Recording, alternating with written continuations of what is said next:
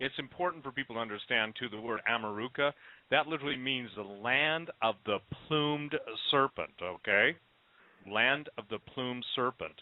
And what's interesting, just to throw some really neat stuff out there, in the book of Forest of Kings, one of the most famous Mayan kings is Shambhala.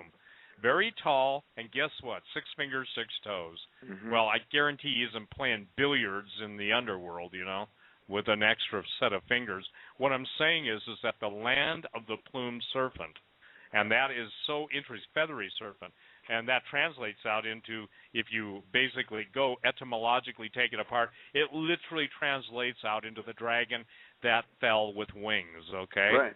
Gee, who does that sound like? Well, it's a dragon that has the power of air. Yes. And so when you look in the Bible, and it describes this dragon that's at war with the angels of God, and I got to tell you something. Before I headed to Lakeland, Florida, Gary Stearman called me because so many people were calling Prophecy in the News, and they were concerned because they were hearing, these noises that they're hearing, this banging and clanging and all that's happening in different cities around the world. Yes. He called me one day that people were very concerned, evidently, that no prophecy in the news, but I guess in their town they were hearing these noises. And some people have described it as sounding like trumpets, but these people said it don't sound like trumpets. It sounds like the clanging of metal against metal. And Gary Stearman called me to discuss some other issues plus that and asked me what I thought.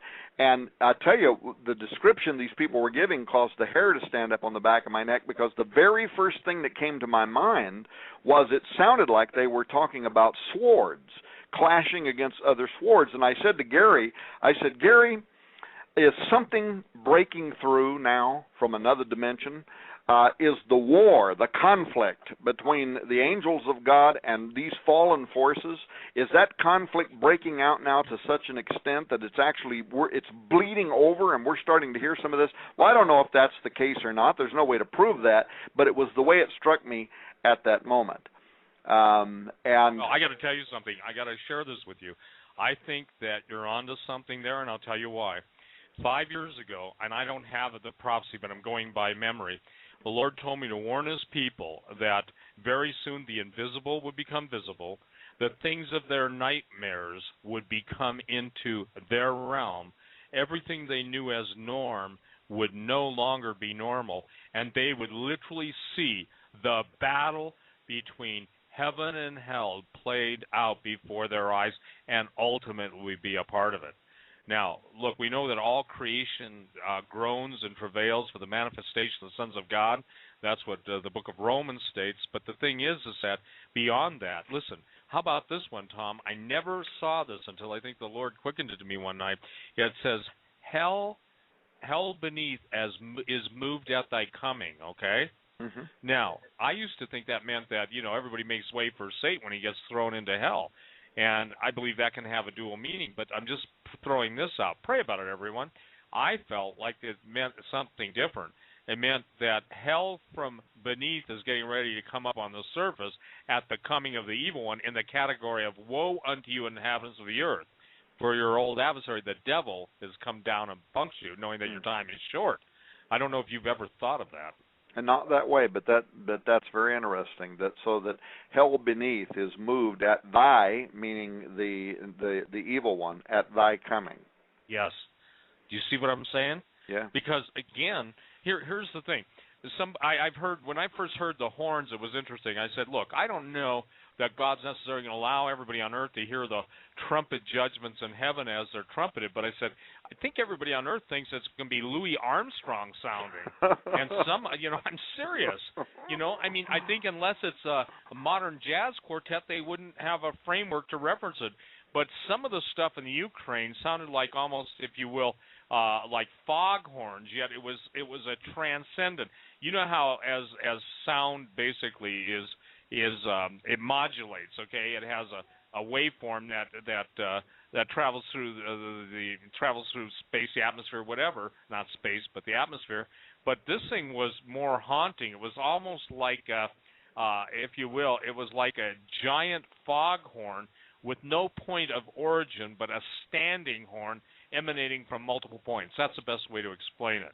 And that's just one in the Ukraine. So I guess now that everything in that 5-year-old prophecy, and by the way, if somebody's got a copy of that, would someone please email it? I've got all my tapes from every radio show I've ever done, and I just don't remember what show. And unfortunately, when those are being taped, they weren't delineated well enough. But the gist of it is the invisible's coming visible, and what you're talking about, the clashing of swords.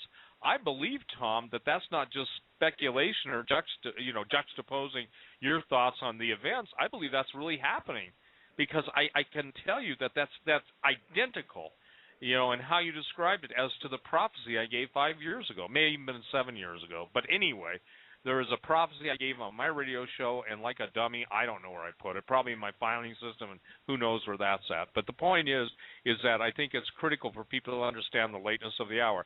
They can mock, they can sneer, they can jeer, they can deny, they can belittle, they can slander, they can damn, they can do everything they want. But that doesn't protect them from when their eyes are open and their ears are open, and something much bigger, something much more nefarious. And I can tell you this, one of the most important things that anyone has ever taught me was the Mr. Langley, sent to me by a dear friend.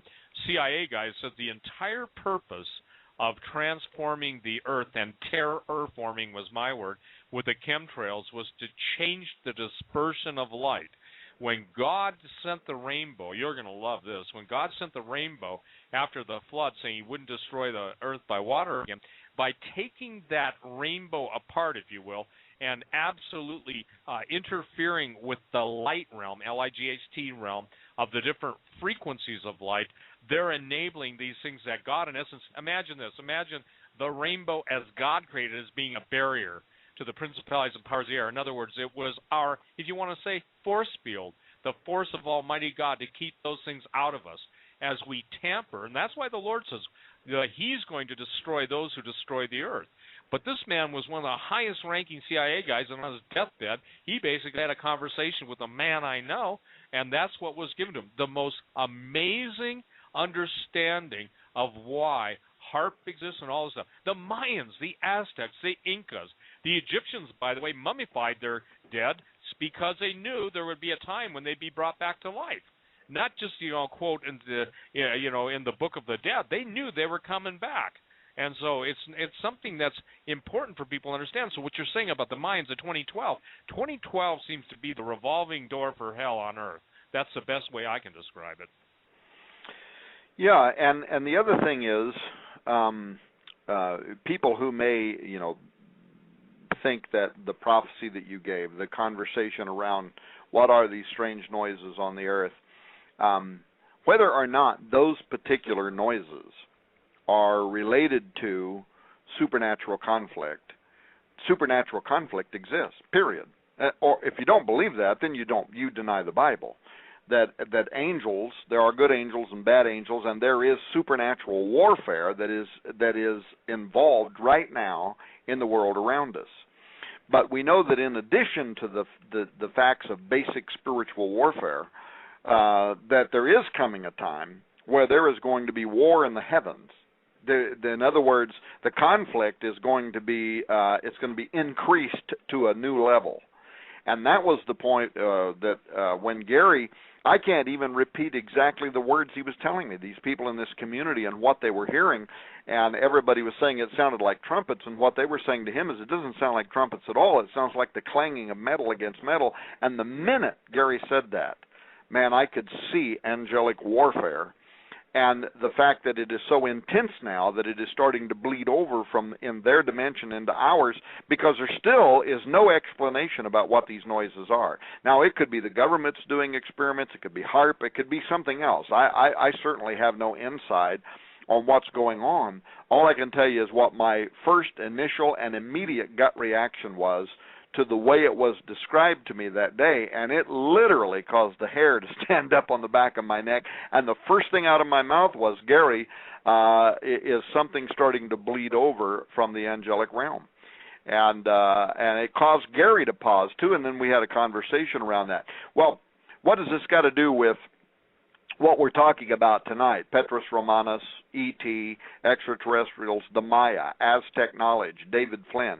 What it has to do with is that these Maya prophesied that their gods were going to return, and they set that year in the year 2012. And ladies and gentlemen, we're here. This is 2012. And these multiple prophecies, some of them are thousands of years old. All of them are at least hundreds of years old. And some of these predictions are from people who are very well respected within evangelical and Catholic Christianity, who esteemed these people as being people of God. Oh, one other thing, by the way, David Wilkerson, who tragically died last year, he also said, Steve, something that sounded very much like the description you were making, how that as we get nearer to the end, their manifestations would start breaking through, and people would start seeing things and hearing things that were historically unprecedented, that would illustrate that this conflict, this period of time, darkness against evil, the intensity of it would be such that it would literally start manifesting itself within our physical world. He said that in his book, The Vision, many years ago. At least I think it was in his book, The Vision. If it wasn't that, it was another prophecy. And probably now that I've said that, somebody's going to make me have to find it, which I'll do. But these cultures, they believe. So if you're talking about Viracocha of the Inca, Kukulcan and Bolanyactecu of the Maya, Quetzalcoatl of the Aztec, they believed that these gods would return at the end of their calendar date, the year 2012. But what Flynn did was, first of all, he recognized, oh, it's almost 11. Are we quitting at 11? No, we're going on. You don't know that. Now, from now on, time will be no more. Steve and Tom, let me make an announcement to those that are listening on Blog Talk. You want to switch over to OmegaManRadio.com. That's the live, uncensored stream. Blog Talk will go off at the 3-hour mark for the stream, although you can still listen to it at OmegaManRadio.com, so no worries. Keep going. And we also may have some questions from listeners. I get all of that. So I'll try to do this real quickly. But part of the legitimate interest that David Flynn had concerned not just the year 2012, the prophecy of the return of these various entities and all that, but how all of this stemmed from the obvious fact that, first of all, the Maya, they were either unquestionably gifted mathematicians and astronomers or something else, because they measured or had knowledge of the length of the solar year, for instance, way more accurate than did the Europeans in the Gregorian calendar. They precisely oriented their sacred buildings and cities with stars and star clusters, particularly, interestingly enough, Pleiades and the Orion Nebula, which is associated throughout the ancient Middle East with Osiris, Apollo, and Nimrod.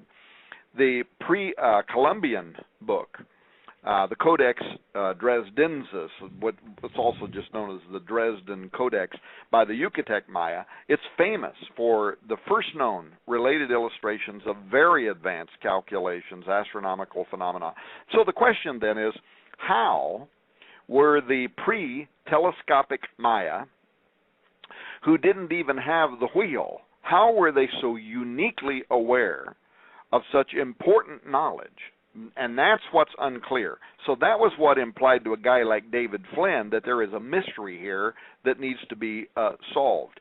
And what David discovered through a tremendous amount of research was that the Maya, the Aztecs, the Mesoamericans, they themselves, as well as did many other archaic cultures, they credited that knowledge as having been brought to them by ancient gods that came to the earth. And throughout Mesoamerica, it appears that they came through some kind of stargate, at least in their mythos. They have these big gated constructs that are built in Tiahuanaca, various other places, that they ascribed as a portal through which the god had a mysterious kind of key, and those gods would come. Now, that sounds like a fairy tale, right? But it's the only explanation we have from their history about where this unprecedented knowledge that they had that was far in advance of much of the rest of the world, where that knowledge came from. So what happened was, in 2008, David Flynn started making discoveries. And if you look at RaidersNewsUpdate.com/giants.htm, you'll see that much of the information, the size and the scope of it, simply surpasses comprehension. I don't know how many times I've read that article. David actually contacted me. He said, I'm using Google Earth and some other above Earth orbiting satellites. And once again, he said, I think I found something nobody's ever saw before. He wrote a bunch of the information, sent it to me. I edited it. I kind of cleaned up the language, if you will. So he and I kind of, sort of, wrote the article together, but none of the revelation was mine. It all came from David. Every bit of it was his. And what he found was mammoth traces of intelligence, carved in stone, literally covers hundreds of square miles. And I wrote at the intro of the article that, in my opinion, it was possibly the strongest evidence that was ever detected of prehistoric engineering by those ancient entities that were known and feared throughout the ancient world as gods. But I was talking about, of course, the giant offspring of the Watchers. Because what David did was, in similar fashion to how modern archaeologists, have recently found ruins of hidden Mayan temples in the Guatemalan jungle using these satellites, well, David, he used Earth orbiting satellites, and he imaged this vast network of patterns that surround Lake Titicaca in Bolivia, South America. They extend over 100 miles south into the Bolivian desert. But what's strange about them is that there are patterns that display geometric repetition, interlocking rectangular cells, mounds, perfectly straight lines that are cut deep through the rock into the earth, and it goes across everything. I mean, the topographical features, high plateaus that surround the lake, through floodplains, through hills, through cliffs, through mountains, these deep, straight, perfect lines that lay out these patterns upon the earth. There is no technology on earth that could explain how in the world these patterns were created. And I am still to this day astonished. I think, frankly, Steve, I think the only reason why National Geographic or somebody else hasn't picked that article up and wrote something about it is, first of all, they don't want to deal with the ramifications, and secondly, they have no clue how to explain what we're looking at.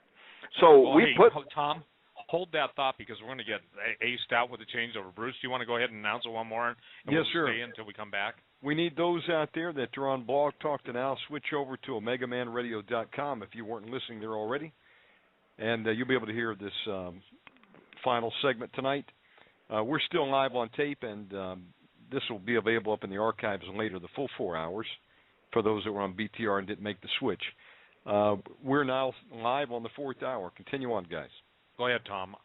Well, I'll try to do it quickly, but the whole point is this. 12 miles south of Lake Titicaca, located within the center of an array of geoglyphs, there are megalithic ruins.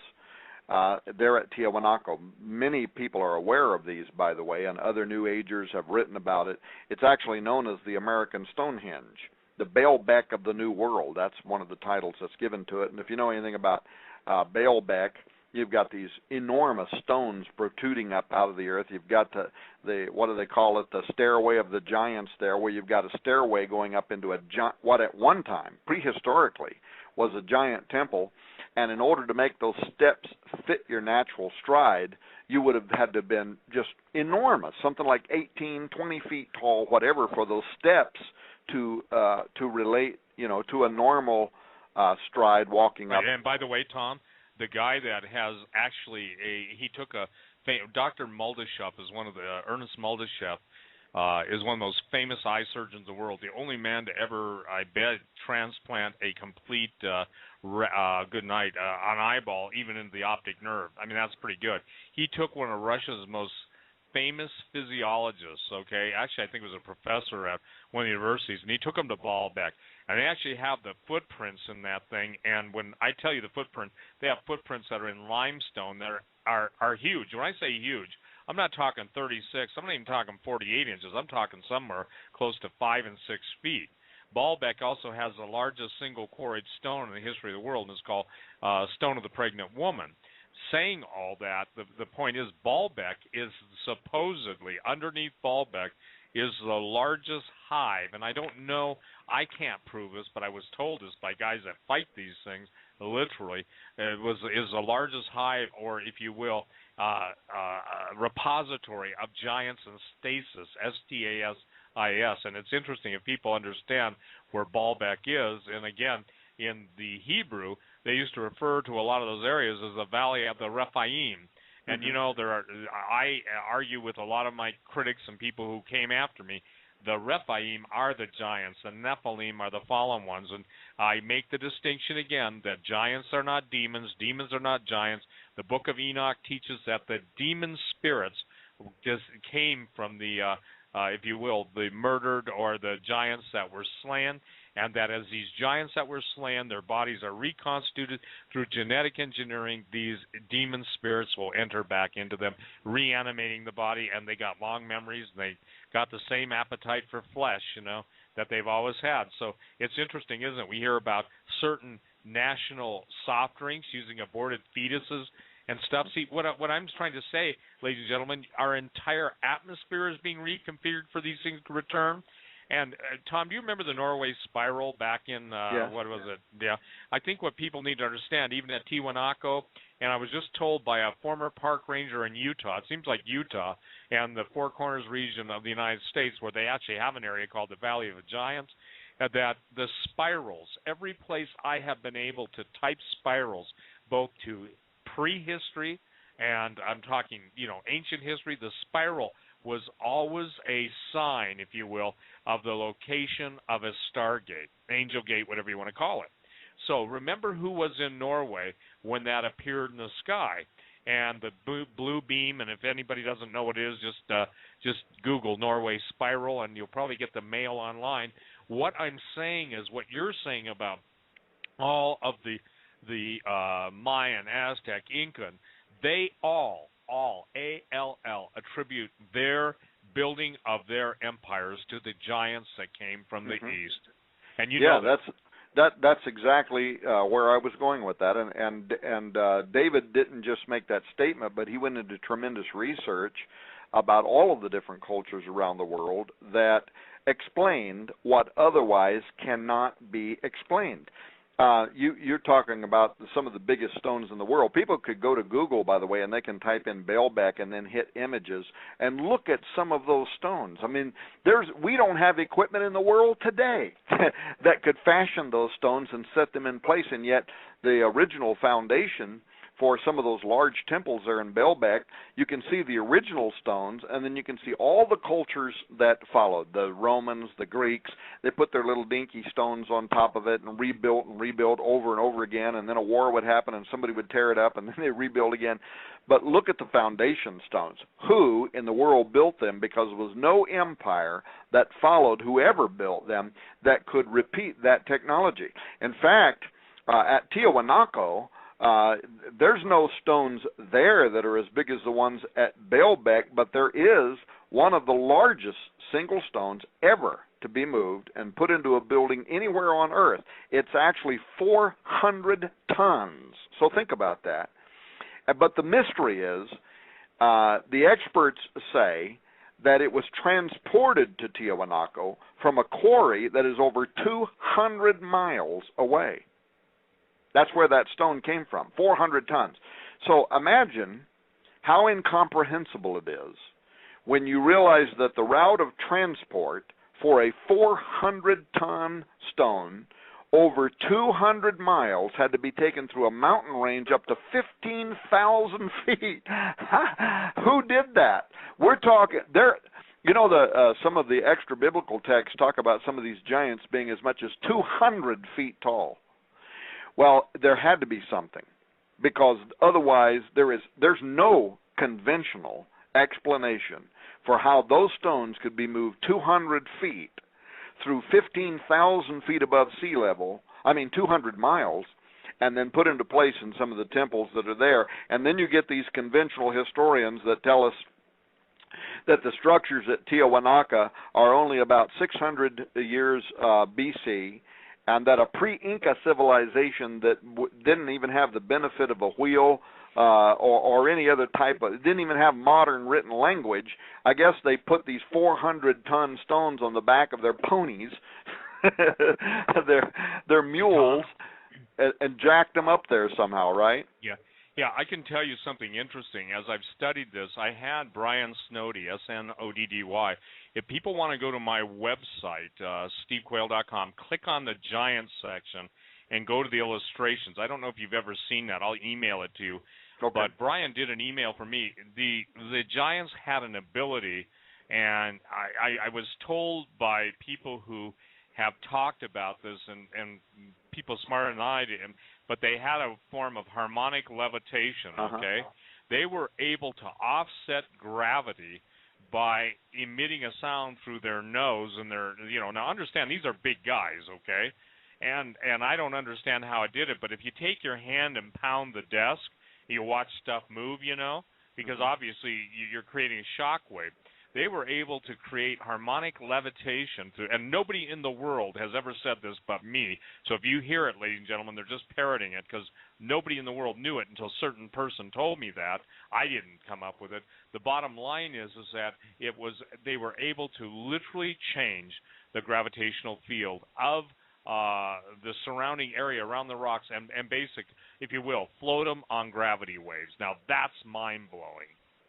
Well, and some type of technology like that corresponds to what the first Spanish chroniclers who arrived with the conquistador Pizarro in Inca, that was what they explained, that Tiahuanaca, in this instance, had been constructed by a race of giants using a science that they didn't understand.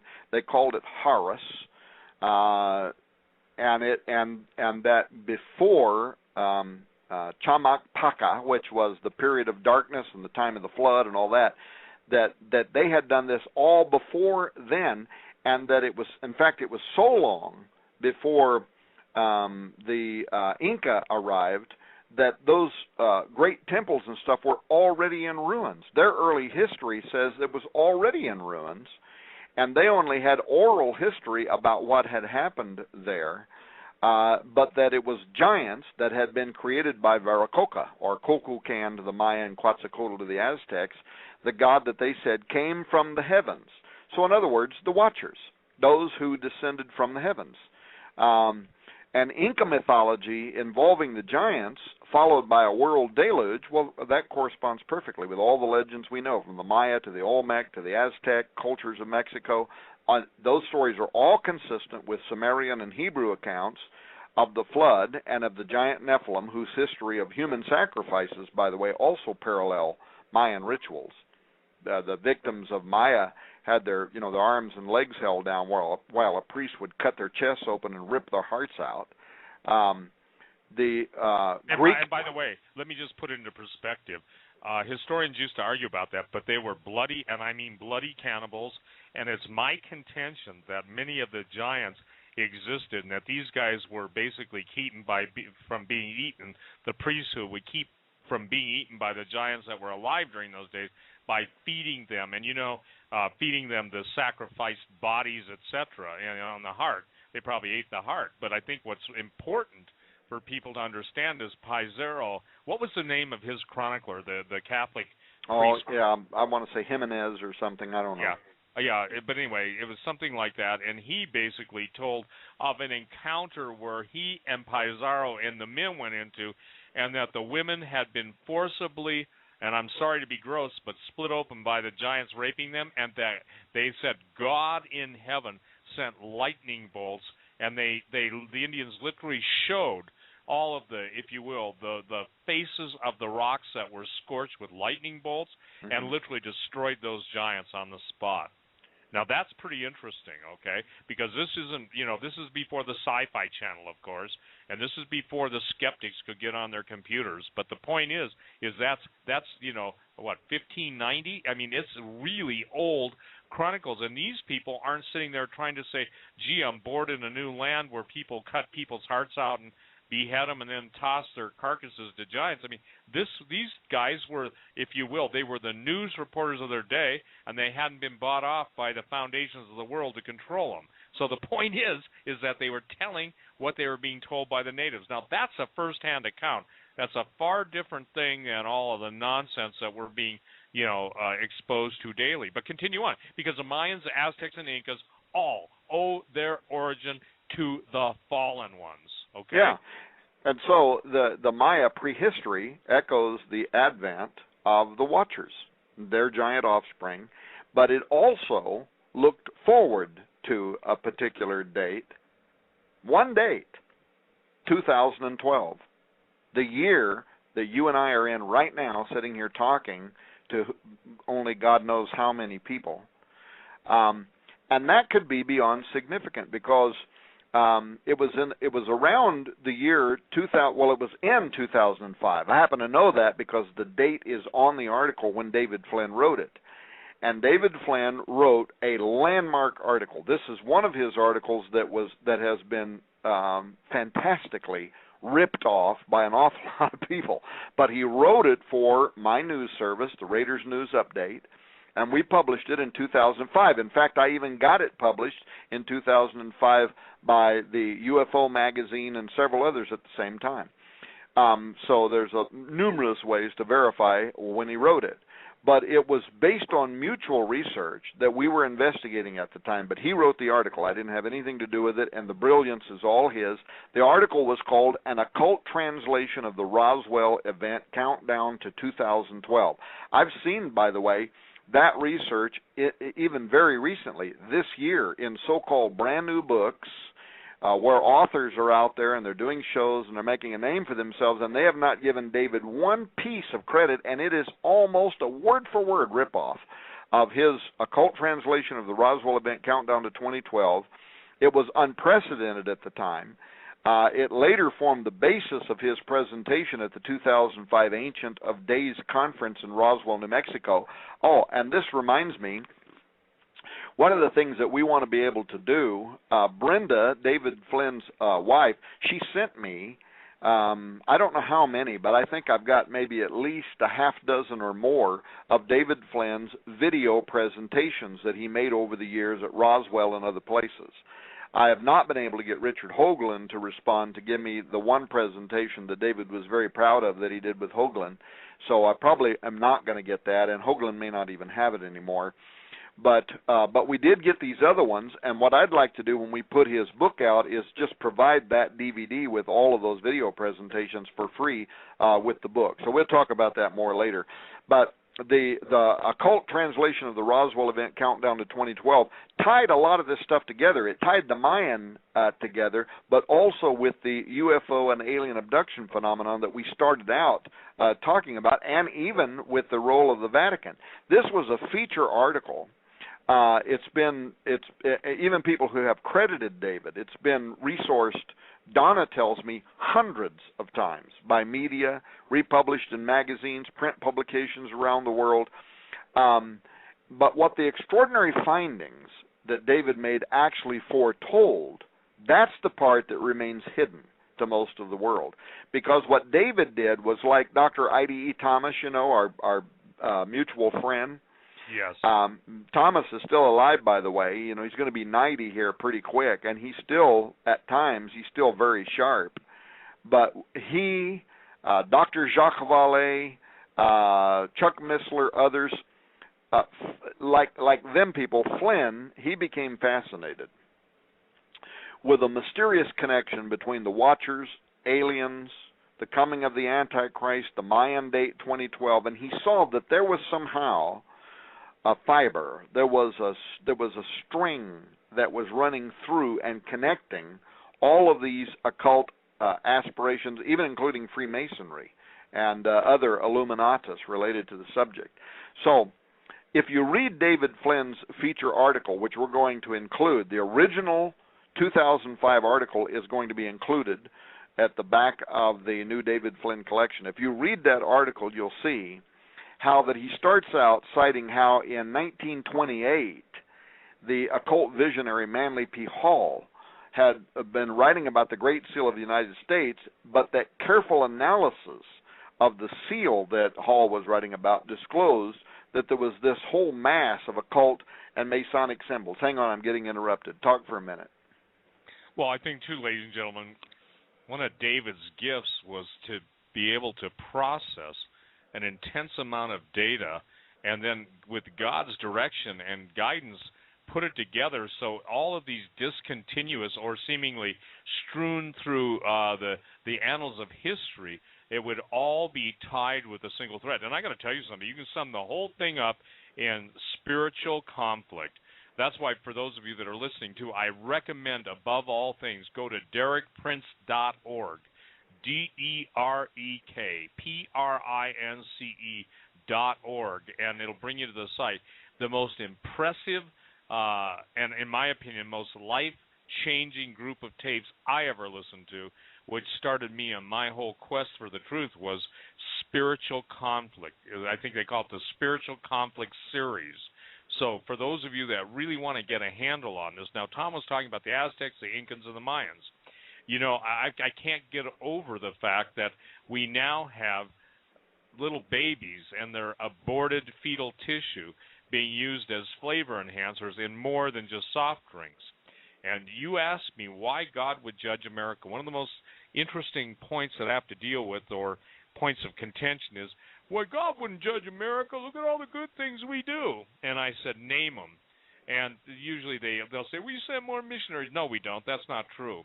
And for the record, ladies and gentlemen, it's real simple. God says, if you do right, you'll be blessed. If you do wrong, you'll be cursed.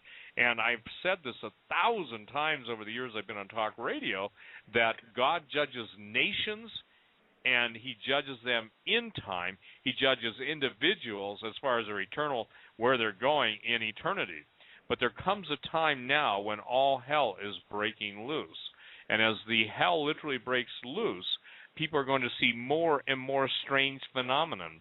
That's why I encourage every single person that is listening to the show to memorize Romans 8, especially Romans 8, 26, 27, 28. And when Tom was talking about some of the giants being 200 feet tall, if you want to Google Colossus of Rhodes, one of the ancient wonders of the world, that was done in a life-size sculpture that stood over the harbor at Rhodes, the island of Rhodes, Rhodes, in the Greek islands. What was fascinating about the Colossus of Rhodes, though, is, again, you're dealing with the word the Titans. And the Titans were basically the elder gods, or in our case of talking, we are talking about the fallen angels that left their first estate.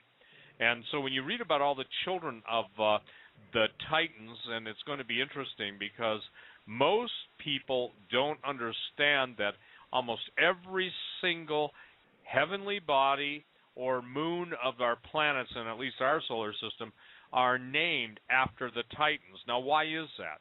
Does somebody just say, oh, let's say we got 12 things we got to name, and there's, 12 Titans, and maybe more than that, 1, 2, 3, more than that. The point I'm trying to make to you and for you is ancient history is before your eyes at all time.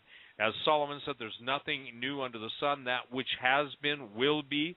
And I think it's important for those of you that when you start to understand this, I made a statement earlier in the show that southern Utah has some amazing glyphs. I won't tell you where it's at, but I got a call and an email from somebody, and they shared with me they were a park ranger in a certain area in Utah. They literally have the same exact petroglyphs as they do in the Australian outback in the Ayers Rock, Ayers area. And it's the, I think Stan corrected my pronunciation, Deo did, but it's called the Wodjina, W-O-D-J-I-N-A or something. I used to call them the Wajinga, but it's a Wodjina. And they're almost identical parallel are in Utah. So tell me this: you think really the Australians settled the United States before the Chinese? No. What I'm trying to tell you is that the stargates that Tom is talking about, Tiwanaku, the usual place for a stargate is when the ley lines intersect. Every sacred place that's known as a sacred place has a stargate. When you see a spiral, you know, whether it's a Norway spiral, please go Google that story, the Norway spiral, and then ask yourself this: was a message being sent? Was it Project Bluebeam? Whatever you want to speculate on. But look who was in Norway. I won't tell you who was. You can look it up. And it's interesting that the ancients always equated the spirals with the entrance or exit point of fallen angels. Tom, are you there? Yeah, and actually isn't in even some of the cave drawings where you see these very strange alien-looking like characters, you repeatedly see that spiral design as having been drawn on the cave walls, and that too is a phenomenon that recurs around the world, right? Absolutely, and since they didn't have technical drawing and 3D laser printers, that's the best they could do. But the spiral, if you look at that's a very interesting thing because it's called the Coriolis effect. If you look at the galaxy, the spiral galaxy, if you look at the way water drains down a drain, if you look at a chambered nautilus, if you think of everything that's spiraled, even a corkscrew, I mean, you know, all of the seashells, it's a fascinating study, but one of the points that has to be made is that, Tom, it doesn't matter what a person thinks, they can dismiss all this stuff, but there is more evidence to what we're talking about than there is to evolution, which is just nonsense. And now, you know, the goal of the elitists, the luminaries, the Luciferians was to keep all this secret knowledge hidden because knowledge is power, and to utilize it to their benefit at the time. And based on what David has done and you have done, I've done and others have done, we've pretty much pinpointed the return of the fallen ones and the reintroduction. Can I deal with one quick Sure. issue? Today I got about 6 of them. Well, what happened to all of the giants? Weren't they all wiped out after Noah's flood? Well, the Bible says there were giants in those days and after the days. And you have made the best case for it. You know, if both before the flood, the giants tried to sexually corrupt the human race. They did it. Almost succeeded, with the exception of Noah and his immediate family. And then after the flood, and now you have said that obviously that Nimrod began or to become a Gibborim. And the thing that's interesting is all the genetic engineering. Listen, all of DARPA's advanced stuff, even beyond what the typical 4-star general knows. I mean, it's alien-based technology, but it's more so than anybody. It is fallen angel technology, because when you go into the Golden Age, if you study, obviously, Atlantis or Hyperborea or Ultima Thule or, good night, Lemuria, any of those, Shangri-La, all of those civilizations passed away. And the interesting point, Tom, is they got to a point where they started to mingle animals and humans, or animals and angels, and God said enough. I just want to ask you, don't you think the Lord's going to say pretty soon, quit messing with my creation? Because, look, we're there. If Jesus stated that except the days be shortened or sped up, that there'd be no flesh left alive, I don't think that people understand the ramifications of that someone's working night and day to destroy everything that God brought forth. Yeah, well, and in point of fact, when his disciples said, when is the end going to come? When will enough be enough? What will be the sign of thy coming? He said, as it was in the days of Noah. And so when you see that activity happening, know that the end is near. So when you ask the rhetorical question, when is God going to say enough is enough? He already told us when.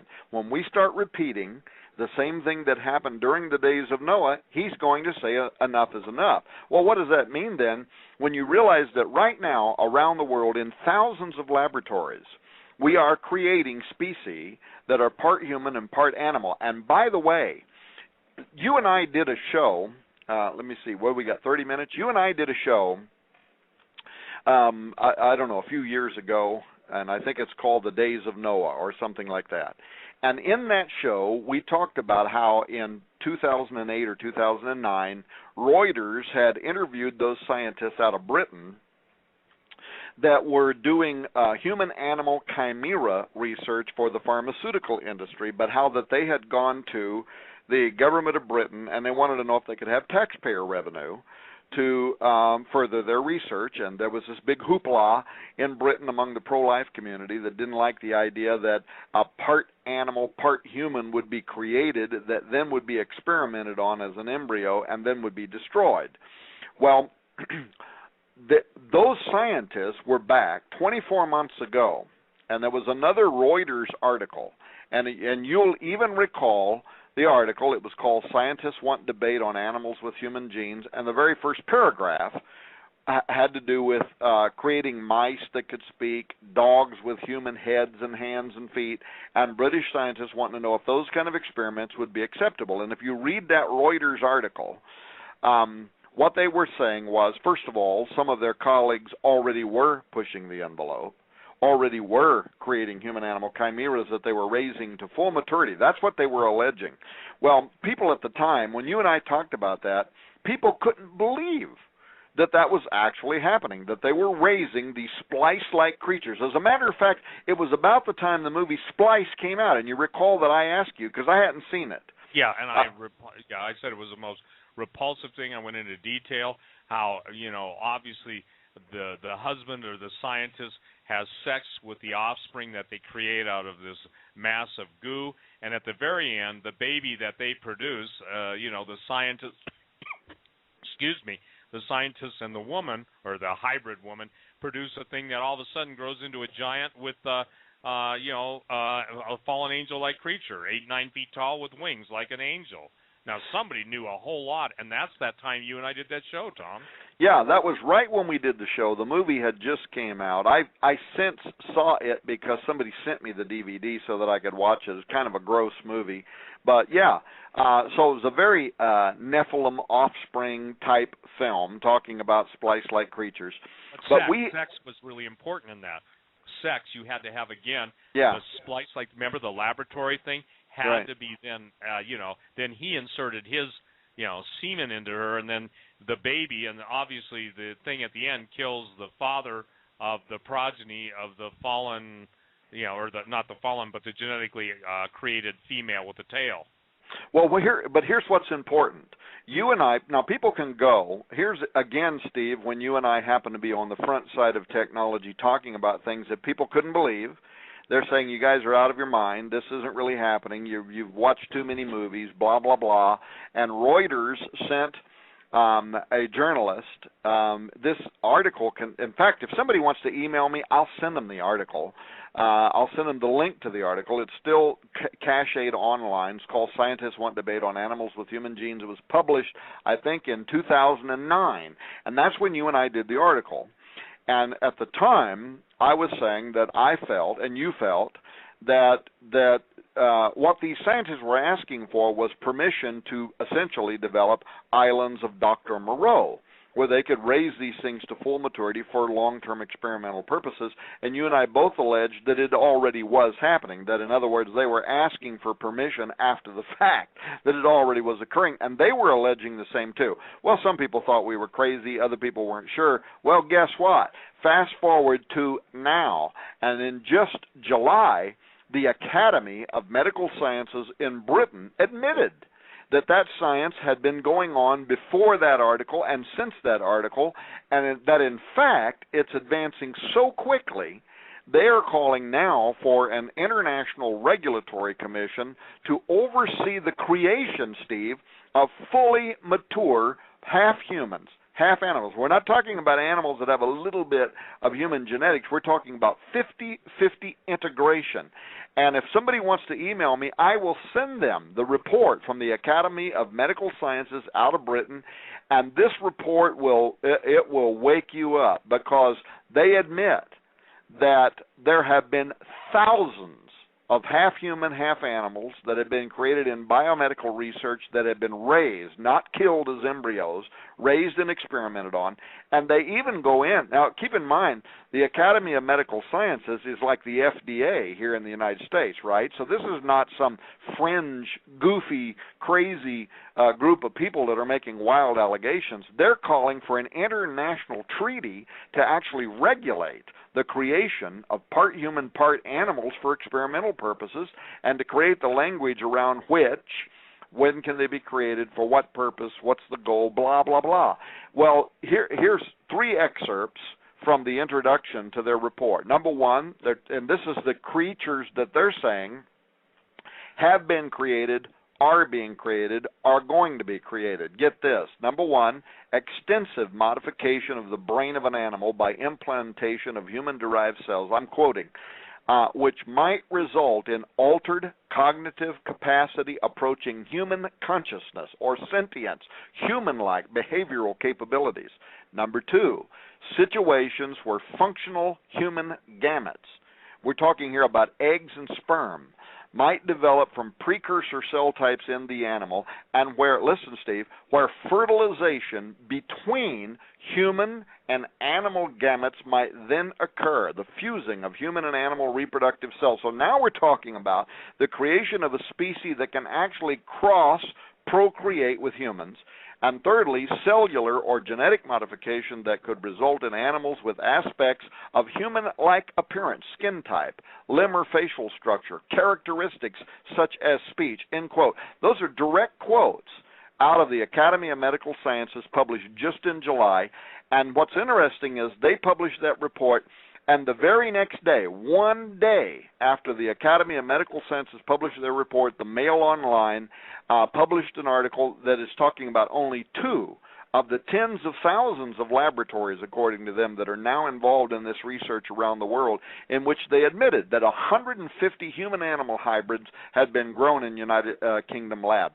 So that article, back in 2009, Scientists Want Debate on Animals with Human Genes, and people can go back and listen to our 2009 speculation about how it was already happening. Well, guess what? We were right. And so are we right now? And that's what people have to ask themselves. Are we right now about what we're speculating about the year 2012, about what David Flynn went to his grave believing? What we've discussed about the manipulation of living tissue by ancient fallen angels that led to superhuman hybridity that was made up of human and animal genetics known as Nephilim, earth-born facsimiles. Is that happening now? Fit extensions? I ask, by the way, we're doing this documentary film on transhumanism, and a current member of President Obama's Council on Bioethics, he is also a member of NASA's astrobiology team, Professor William Hurlburt of Stanford University, has agreed to be part of our film. We're going to be interviewing him in his home here in about a week and a half. And one of the questions that I've asked him is, does a human-animal hybrid, does it have a soul? Now that we know, according to the Academy of Medical Sciences out of Britain, that these splice-like creatures are being grown and raised, are being experimented on, and of course, this year's DARPA's operational budget has millions of dollars in it for editing the DNA of our soldiers on the battlefield. People that are listening to the show may have seen recent news articles where they're talking about bulletproof skin. What they don't know is that is taken directly from the transgenic goat creatures that were created that have spider genetics in them that were originally, it was one of DARPA's first successes in transgenic creation, and now they're special farms that raise these goats that have spider genetics so they can harvest spider silk out of their milk. And that spider silk it's one of the strongest materials on earth. They can make these very, very almost razor thin materials that are bulletproof. Well, what those newest articles talking about bulletproof skin are relating is how that technology is poised now to be applied to American soldiers and other soldiers on the battlefield, where their genetics are going to be altered so that they will literally have bulletproof skin that's grown out of this transgenic research.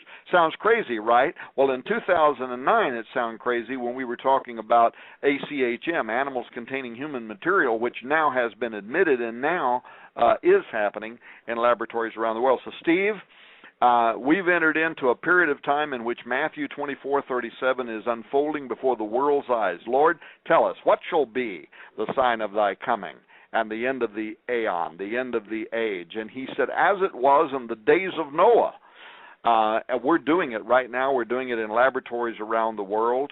And I and I think it's direct. I kind of lost my thought there. I think I got on a roll and got anointed, and then forgot what planet I was on. No, and I'm following with you. But the thing is, you're going for what will be the sign of that coming, and at the days of Noah. Again, the days of Noah were so chronicled and so specific. And we were talking earlier, Tom, about just again, even the Egyptians, or I brought this up, that they were mummifying their dead to be brought back. So the thing that people have got to understand, and here's the point, ladies and gentlemen, Tom brought up, and I think it was Nita, Tom's wife, brought up the fact that the mark of the beast could be a mutagenic property that will change your body so you're no longer, quote, human. And Tom, obviously, and I think you even posted a couple of stories that I think the Vatican was trying to decide what happens if an alien breeds with a human. Is that entity subject to redemption?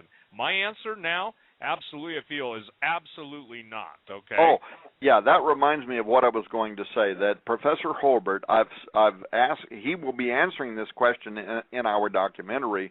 Do these transgenic humans, or let's say a transhuman, we start blending our genetics with animals to improve ourselves, like Professor Nick Bostrom wants to do from Oxford University, would that individual have a soul? Now, I don't know what his answer is going to be, but here's the kind of the deeper question to me, Steve. If I see, personally, my position is it wouldn't have a human soul. It might have some kind of consciousness, but it wouldn't be human. It's not human. It's not made in the image of God. God breathed the breath of life into Adam, and God set the barriers between the species. And an animal has a type of temperament or a conscience, but we would not say that an animal has the same kind of soul. It's not a habitation for the Holy Spirit in the same way that those who were created in God's image is. So if you blend a human with an animal, does that thing that you've created, does it have a soul? Now, people are going to disagree with me, and others will agree with me. In my opinion, it doesn't. Now, what does that mean? It means that it is a biological, living construct that has consciousness, but it doesn't have soul. So, in other words, it is a Nephilim. It is a construct. It is a fit extension. It is something into which those spiritual forces that Quetzalcoatl went into the underworld to preserve their seed, to save their bones, according to their pantheon, so that at the end of the calendar they can be revived. These things, what are they, Steve? They are a biological living entity that looks like a human potentially, but they are something that can be something can rise up into them. Is that a part of end times prophecy, you think? Absolutely. I think the demons. Now, here's what I think. I think that given the disembodied spirit, in Greek, you know this from Bible school, daimonisomai, disembodied or demonized. The point is that when all these, Jesus bound a lot of those things, and the Gadarene demoniac begged Jesus not to send them into the abyss. Well, they ended up in there anyway. Now you've got people descending into the abyss. You've got earthquakes in the deepest abysses of the earth. And so, pun intended, we're in for the most abysmal future that anyone can imagine. And by the way, that word, the word abysmal usually means dire. Isn't it fascinating, Tom, that a lot of the world's, I think there are 11 deep trenches, 11, not 13, not 10, and that those are the areas, the abyss, which literally means a great expanse, a deep pit covered by a great expanse of water. Imagine all the dead things in Isaiah. That literally means Rephaim. The dead things are going to be reanimated. They're coming back, and that's the army that Satan believes that he's going to defeat God with. All the demons and all the giants and all the superheroes of mythology. And I think that what people have got to understand is no matter what he does. Now, here's the good news. Jesus said, behold, I give you power to tread on serpents and scorpions and over all the power of the enemy, and nothing shall by any means hurt you. And the idea of these hybrids. Now, look, I can tell you this, that the porn industry is involved in this too, because they want not just a normal woman, they want one with fur. I'm talking like, you may have even seen the artist's drawing of a woman who had, or a female sheep cross human who had fur all over her body, but she had breasts and, the plumbing. I'm not trying to be gross, but I can tell you, Tom, I sat down with a man that worked for a certain intelligence agency, and he was, by his own words, a Cold War assassin. But when he talked about the human-animal hybrids that he saw in some of these, what he called incubatoriums, where they combine alien DNA and human DNA and animal DNA, he wept like a baby. This was a tough guy, and he absolutely went into a PTSD mode with me at the airport, and I laid my hands on him. He was not a Christian, to try and calm him, but it was a supernatural agony, and I can't explain that to anybody. He wasn't just having a bad moment. And when he came and composed himself, he would start to explain this stuff, and it was just like as something would take over his body. I think obviously he was demonized, but there was such a sorrow. And when I say that, whatever was, and I'm not saying he was all human either, and I'm not telling these as ghost stories, but I'm just telling you that the bottom line is this stuff exists, and that's the same thing Phil Schneider talked about. I was with a certain person. I got to be very vague. Last week we were praying for a certain person for about 5 hours, to get some freedom and get baptized in the Holy Ghost and everything. And the person told me, who's a minister, that they're counseling a man that was involved in a deep underground base who was having, and I'm not kidding you now, how is this for timing? He was having sex with a woman who had a tail. And do you know that when he explained it to the person who told me that, it was just like the creature out of Splice. Wow. And he had the bona fides to prove, and I'm not going to go into detail, but where he had been, and he was terrified. Now listen to this. He produced an offspring, okay? And this is not ghost stories. People thought you and I were crazy. We'll probably get the people that still think we're crazy. But it still doesn't absolve them of their responsibility. When Jesus said, just as in the days of Noah, I don't think people understand. You and I have spent hours and hours. By the way, this will be a 4-hour show and the equivalent of 8 normal broadcast hours. That's how important this show is tonight. Well, and if those people think we are crazy, feel free to email me. I will send you the Academy of Medical Sciences out of Britain, the equivalent of the United States Food and Drug Administration. It is the highest level Academy of Medical Sciences, as far as I know, in Britain.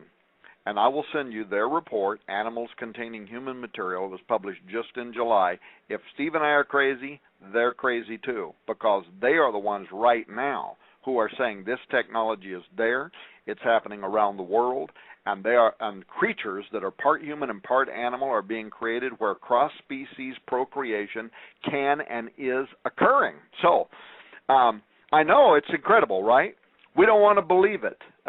We want to believe that it has to be. Surely, it has to be all speculation. And yet, you look back through the research David Flynn has done, you've done. You look at Secret Life, first-hand documented accounts of UFO abductions by Professor David Jacobs. Remember him, of Temple University? Absolutely. And all of the research that he did, in which he came in as a non-believer. He thought it was all a psychology.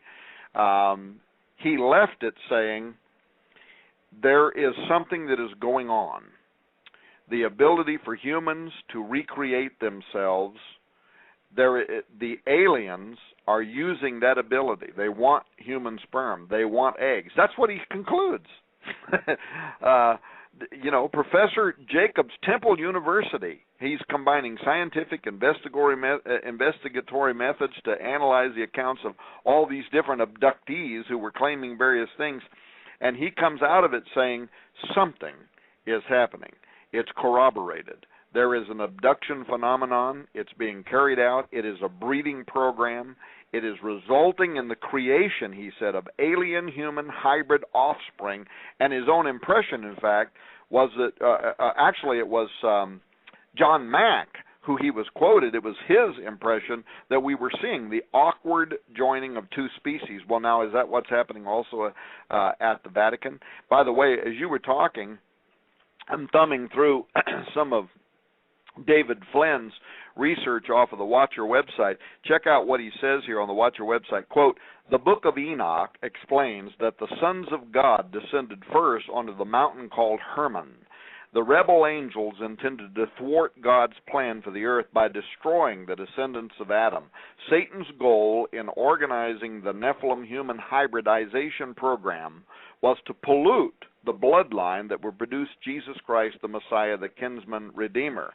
But now that it is so close to the end time, Satan has orchestrated human rebel angel interaction on a grand scale. The plan is now to prevent any flesh from being saved by manipulating human genetics, whether through the guise of alien abduction or by supplying willing mortal accomplices with the proper technology. There is currently being created humanoid hybrids who are not quite human. The second wave of hybrid Nephilim creation is Satan's last effort to destroy all of the sons of Adam so that none can be redeemed when Jesus Christ returns at the end of the age, end quote. So here, again, are we talking about a guy that was so far ahead of his time? No wonder the Lord took him up into heaven. He wanted to visit with him about some of this stuff. And I believe that with all my heart. And, you know, I know it's tough, and boy, my heart. And you know what's interesting? I think of him, but I don't think of him as gone. I think of him just as there, you know? Mm-hmm. Well, anyway. Well, I don't know where that music is coming from. You're hearing music? Are you there? Yes. Are you there? Yeah, I'm there. That just... weird. I was thinking of just bringing up something, and I know it's going to be weird, but it just came up on my screen. Katy Perry did an alien video, okay? Uh-huh. Now, that's what I was going to bring up, and all of a sudden I'm hearing that music. But Katy Perry did an alien video in which she actually morphs into a half-human. Have you ever seen that? Yes, it's weird and spooky and demonic. But it's weird, spooky, and demonic. But understand, here's the critical thing. You can go on YouTube, and she talks about selling her soul to the devil, okay? Mm-hmm. But look at this. Look at the occult transition in both video games and music. We only got 13 minutes. I just want you to respond to this. Doesn't seem interesting that you cannot, for not you, but that they cannot get away from broadcasting their intentions in such an explicit way?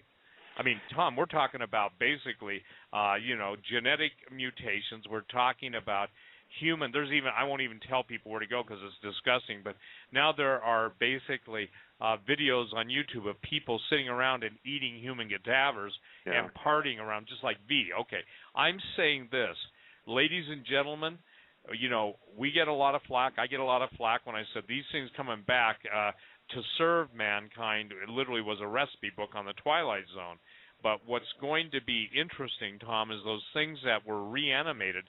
Can you imagine all of the, if you will, the cannibal tribes and all those things, the giant tribes, or the Karnakawa, a very famous tribe in southern Texas of giants? Can you imagine what happens when they all come back and they're out of a form of stasis? I'm not trying to be weird, but, man, these things are going to be hungry. And well, that's and actually that's what the ancient records says happened. They began consuming one another. They not only consumed animals and plants, they consumed people and blood. And it's interesting that you bring up that video because the popular media, seems to be playing a very significant role in preparing this generation to accept what is coming. There was a recent poll that said that 75%, now that's a huge number, that's 75% of the world's population, under the age of 21 have had their worldview more influenced by the teachings of George Lucas's Star Wars movies than they have by Christian churches. Now, follow that train of thought through, because I was interviewed by New Man magazine a couple of years back in an article that I wrote at the time when the film came out on the Star Wars Episode 1, The Phantom Menace.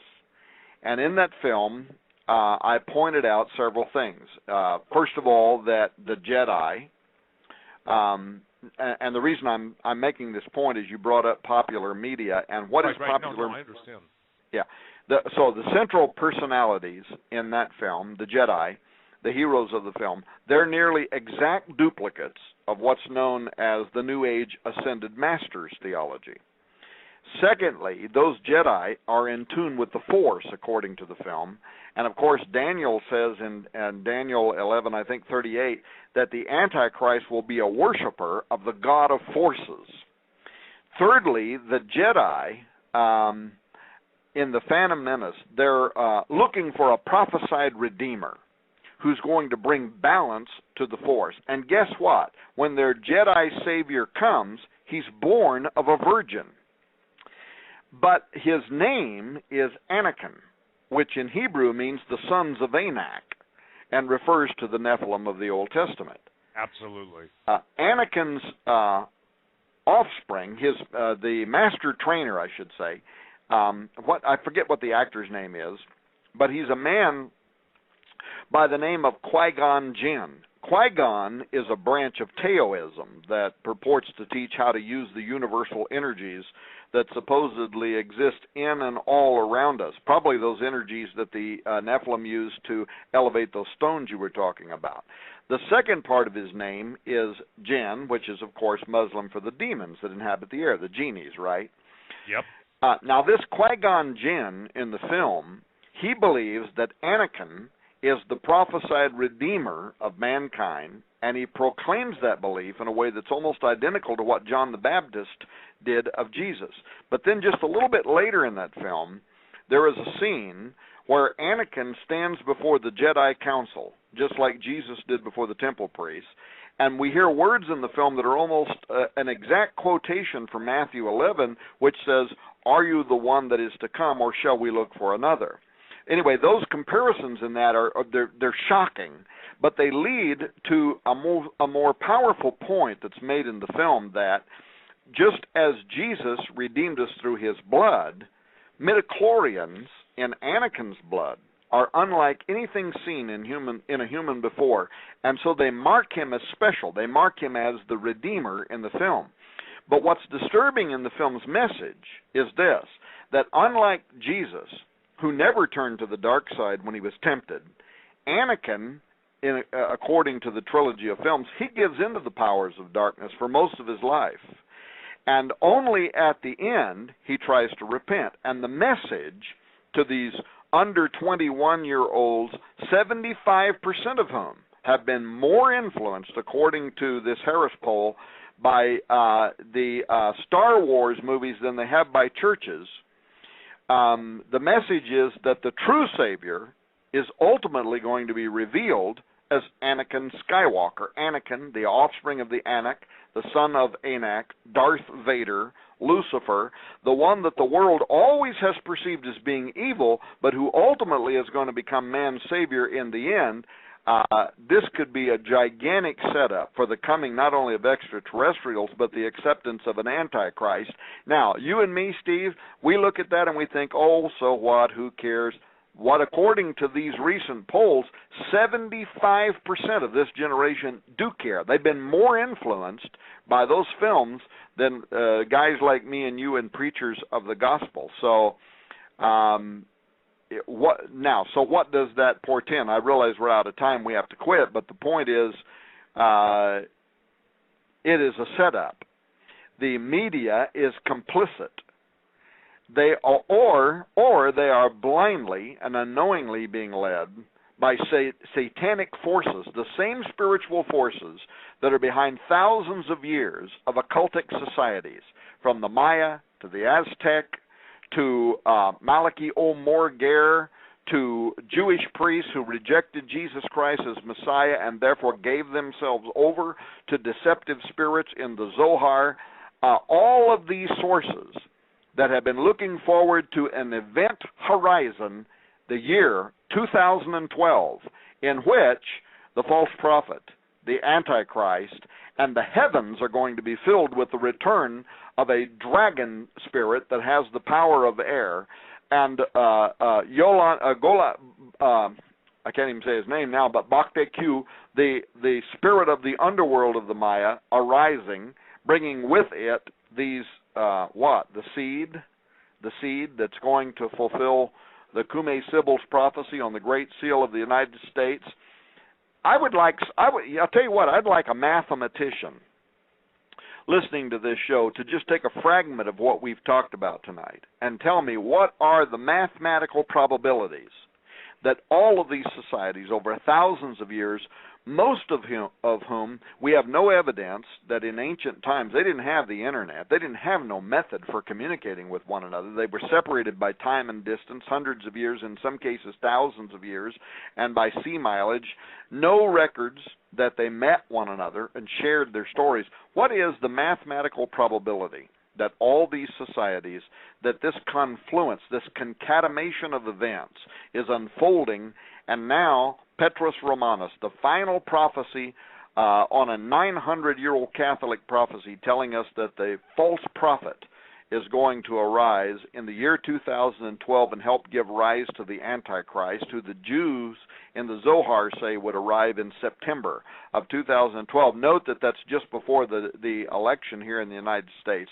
Anyway, take all of that information, take tonight's show, decipher it down into lines and items, and somebody give me what is the mathematical probability that all of that is just chance, because I'll bet you anything it's in the order of millions to one. There's something very weird, very strange, occultic, demonic that is unfolding in the year 2012, and Steve Quayle and I are here trying to awake the world to the reality that something is going on, and it very much smacks of the fulfillment of end times biblical prophecy. Tom, Steve, we're at the 2-minute warning. 1 minute each for you to give out your contact information. Go. Well, my contact information is stevequayle.com.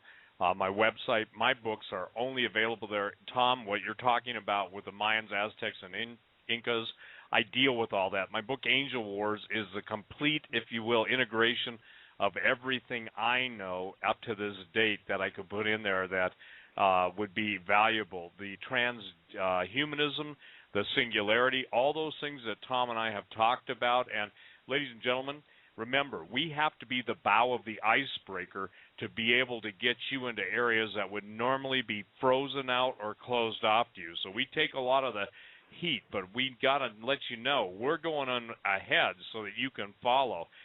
And we're bringing you into the promises of the living God, His presence, His protection, His purpose, His plan, and ultimately His praise, that we might enjoy God forever, love Him, praise Him, and worship Him. And again, my website is Steve Quayle, SteveQuayle.com. Tom, thank you so much.